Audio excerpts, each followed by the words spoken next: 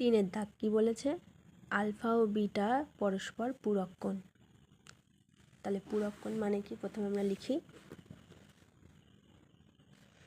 Alpha ও beta পরস্পর পূরক কোণ। পূরক কোণ মানে হলো কোণ দুটির সমষ্টি হবে 90 ডিগ্রি। এর থেকে আমরা যে কোনো একটা কোণ বার করব, আমরা বিটাটাই বার করি।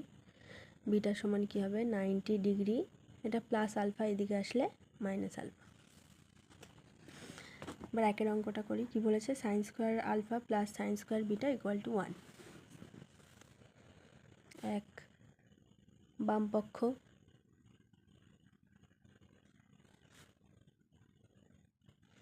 Sign square alpha plus sine square beta. Sine square alpha যেমন থাকলো তেমন থাক, সাইন স্কোয়ার বিটাটাকে কি লিখতে পারি? 90 ডিগ্রি মাইনাস আলফা। তাহলে সাইন স্কোয়ার আলফা যেমন ছিল থাক, সাইন 90 মাইনাস আলফা কী হবে তাহলে? Cos alpha. স্কোয়ার ছিল তাই স্কোয়ার দেব। এটা কি সূত্র একটা, sine square theta plus cos square theta 1 হয়, তাহলে থিটার জায়গায় আলফা আছে, এটা 1 হবে। তাহলে পাশে লিখে দিই sine square theta plus cos square theta equal to 1। ডান পক্ষ কী ছিল আমাদের? 1। তাহলে অতএব বাম পক্ষ সমান সমান ডান পক্ষ প্রমাণিত।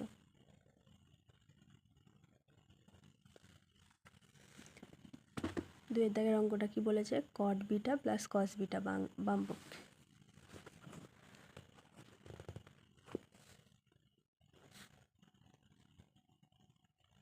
বাম পক্ষ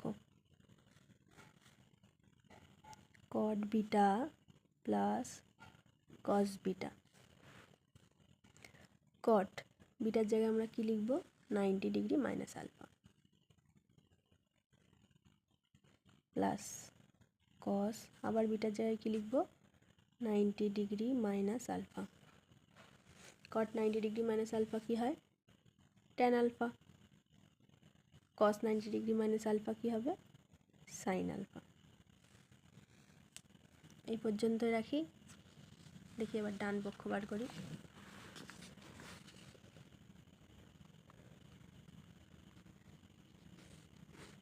আমাদের বাম পক্ষে যেটা আছে লিখে নিই, tan alpha plus sine alpha.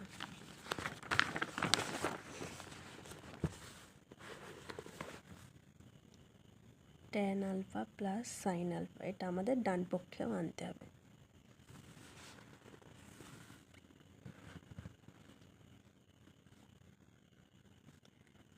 cos beta by cos alpha into 1 plus sine beta.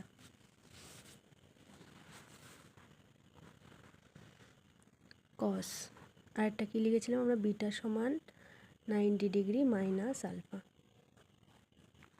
তাহলে বিটার জায়গায় আমরা কী লিখব? 90 ডিগ্রি মাইনাস আলফা, নিচে cos alpha into 1 plus sine 90 degree minus alpha.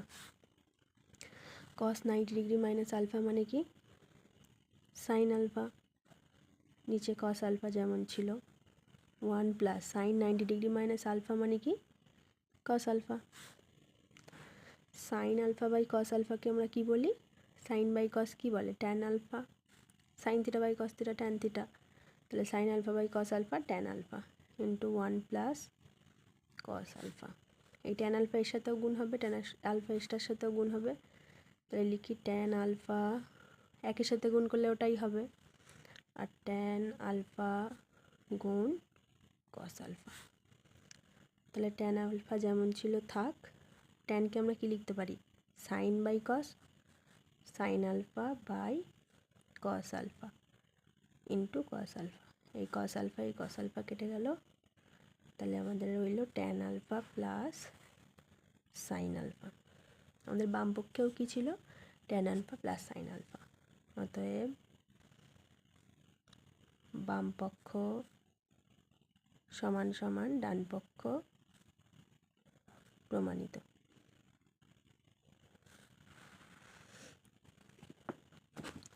তিনের দাগের অঙ্কটা দেখি। Sec alpha by cos alpha minus cot square alpha cot square beta equal to 1।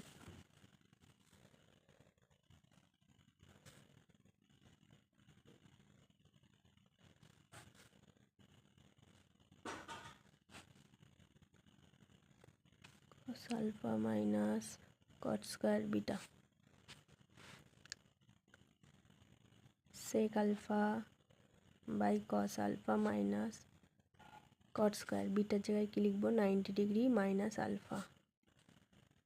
তাহলে sec alpha by cos alpha minus cot 90 degree minus alpha কী হবে tan square alpha.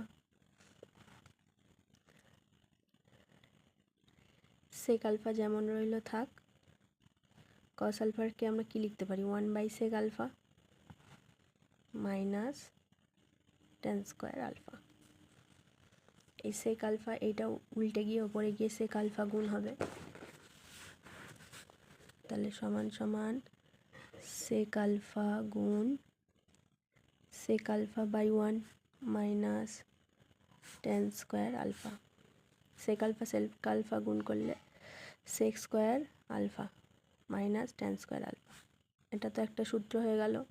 এটা সূত্রটা কি, যেহেতু আমরা জানি সূত্রটা হলো sec square theta minus tan square theta equal to 1। তাহলে আমাদের ডান পক্ষে কী ছিল 1। তাহলে অতএব বাম পক্ষ